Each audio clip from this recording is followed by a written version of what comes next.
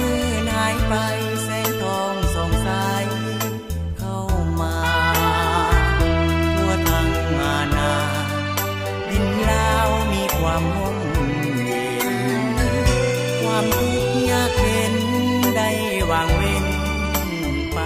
ไกลฟ้าลาวลมลุกคลุกคลานตั้งหลายร้อยปีเลือดหลั่งอาบทรละนีวันนี้ชาติลาวจึงได้ปลดปล่อยย้อนบุญคุณของพระประชาชนปฏิวัติลาวชาวลาวบ่มีวันหลงลืมใดตลอดชีวิตขออุทิศไว้นำพักเขาถนอมฮักบูชาเจ้าบ่มีวันให้มองเศร้าพักเอ๋ยจงเจริญ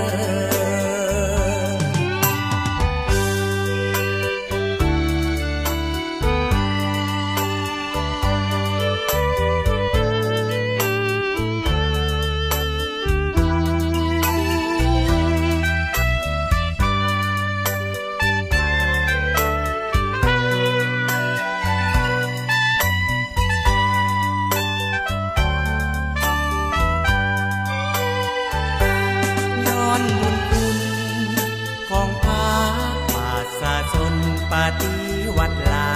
วชาวลาวบ่มีวันหลงลืมใด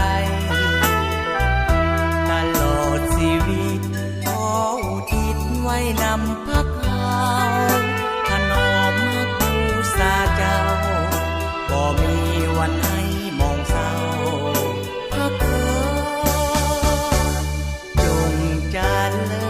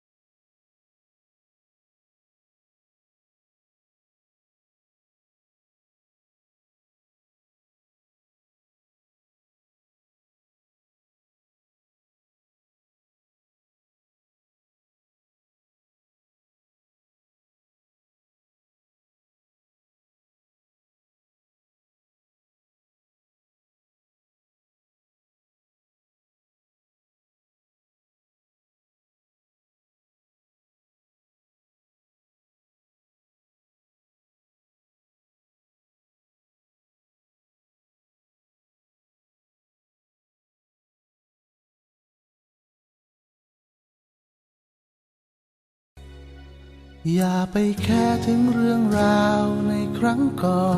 น อย่ามัวนอนเศร้าโศกสันเมื่อช้ำใจ